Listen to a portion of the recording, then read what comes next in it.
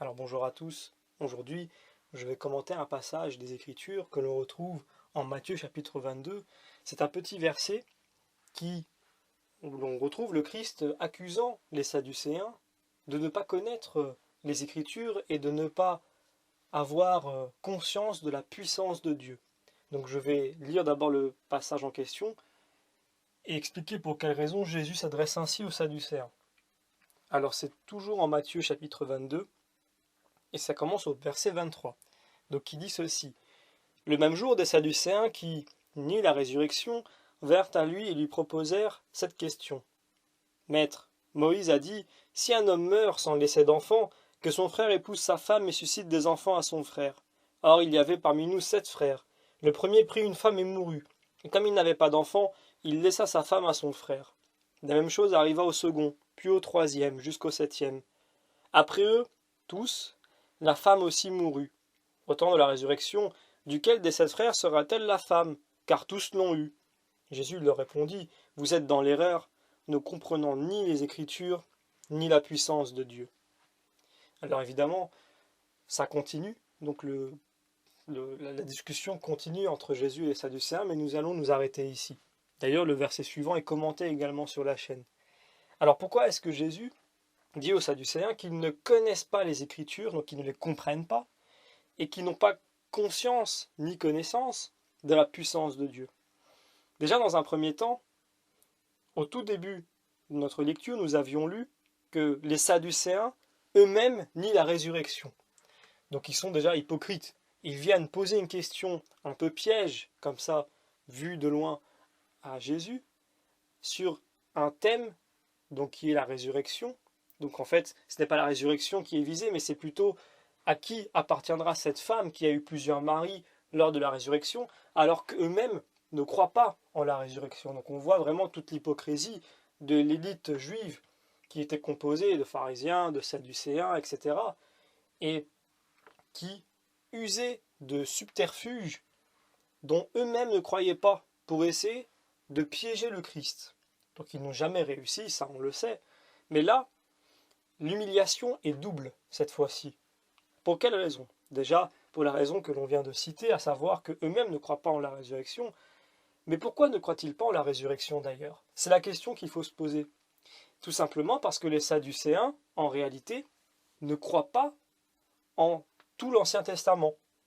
Ils ne croient que dans le Pentateuque, les 5 premiers livres de l'Ancien Testament, qui sont écrits par Moïse. Or, dans ces livres-là, il n'est pas question de résurrection ou de vie après la mort.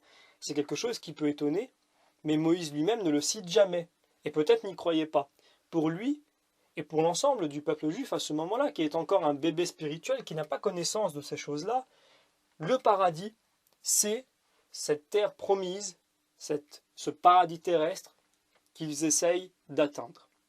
Pour eux, c'est le paradis. C'est là où ils veulent aller. Donc c'est pour cette raison que les Sadducéens ne croient pas en une vie après la mort. Alors dans l'Ancien Testament, on voit que le remariage d'une femme était toléré si elle perdait son mari.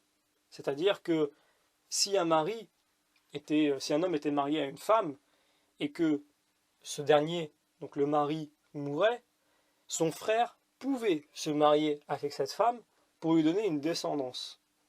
Alors c'est comme ça que les Sadducéens essayent de piéger Jésus en lui disant, mais si cette femme a eu plusieurs maris différents, donc il précise bien, si un homme meurt sans laisser d'enfant, que son frère épouse sa femme et suscite des enfants à son frère, or il y avait parmi nous 7 frères, le premier prit une femme et mourut, comme il n'avait pas d'enfant, il laissa sa femme à son frère, la même chose arriva au second, etc. Donc en quelque sorte, cette femme a eu plusieurs maris. Donc au moment de la résurrection, auquel eux ne croient pas, avec quel mari sera-t-elle, pardon. Et là, l'humiliation donc que les Sadducéens vont subir est double, puisque, comme je viens de le dire, ils ne croient pas en cette résurrection, mais en plus, les textes en lesquels eux croient, donc qui se limitent au Pentateuque, sont, dans leur sens symbolique, les textes qui parlent le plus de la vie après la mort. C'est pour cela que Jésus leur dit, vous ne connaissez pas les Écritures, vous ne les comprenez pas, et vous ne connaissez pas la puissance de Dieu, puisque eux ne croyant pas à la résurrection, donc ne croient pas que Dieu est capable de ressusciter les morts. Mais quand il leur dit vous ne comprenez pas les Écritures, c'est pour cette raison. C'est parce que le livre de l'Exode, lorsqu'il est lu de façon symbolique et non littérale, il est l'ouvrage qui parle le plus dans toute la Bible de la vie après la mort. Parce que dans ce passage-là, dans tout ce livre, nous avons en fait le voyage de l'âme qui quitte la terre représentée par l'Égypte, donc cette terre d'esclavagisme, donc la terre où nous vivons est l'esclavagisme du péché, et il passe par la mort, puisque ce bébé qui n'est pas encore né en réalité, lorsqu'il passe les eaux de la mer Rouge et qu'il devient enfin ce bébé spirituel, ce nouveau-né spirituel, eh bien il doit traverser les épreuves en quelque sorte du purgatoire qui sont représentées par le désert pour enfin atteindre ce désert, cette terre promise, ce paradis terrestre pour eux qui représente le paradis céleste. Et tout ça est décrit très précisément. Et il y a beaucoup de chapitres qui sont en lien justement avec ce purgatoire qui nous attend, ou même cette rencontre d'avec le Christ. Donc ces textes en lesquels les Sadducéens croient, littéralement, certes, ne parlent pas du paradis ou de la vie après la mort tout simplement, ou de la résurrection, mais dans leur sens symbolique, ils en parlent davantage que tous les autres textes de la Bible. Et c'est pour cela que Jésus leur dit qu'ils ne comprennent pas la puissance, qu'ils ne comprennent pas les Écritures. Alors nous aussi, tâchons de savoir lire correctement les Écritures et de ne pas nous contenir, comme les Sadducéens, à une lecture littérale de façade, qui ne va pas en profondeur et qui ne comprend pas les choses telles que l'Esprit Saint a voulu que nous les comprenions. La Bible, je le rappelle, est une coparticipation, un travail collectif entre Dieu et les hommes. Si bien donc qu'il y a deux auteurs, l'homme et l'Esprit Saint qui est venu guider l'homme dans cette rédaction. Alors il y a deux intentions qui se superposent, et la partie littérale que nous lisons vient de l'homme.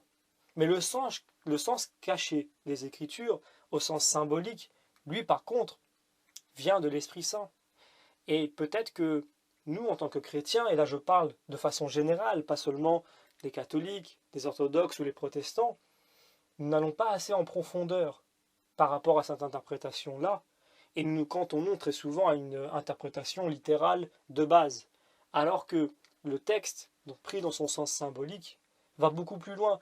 Et c'est le Christ qui vient donner tout ce sens à l'Ancien Testament, puisque lui-même l'a dit, je ne suis pas venu abolir la loi, je suis venu la parachever, donc lui donner un sens nouveau, donc la compléter dans un premier temps pour lui donner un sens nouveau. L'Ancien Testament se lit aussi maintenant pour nous en tant que chrétiens à la lumière du Nouveau Testament et il vient lui donner un sens différent.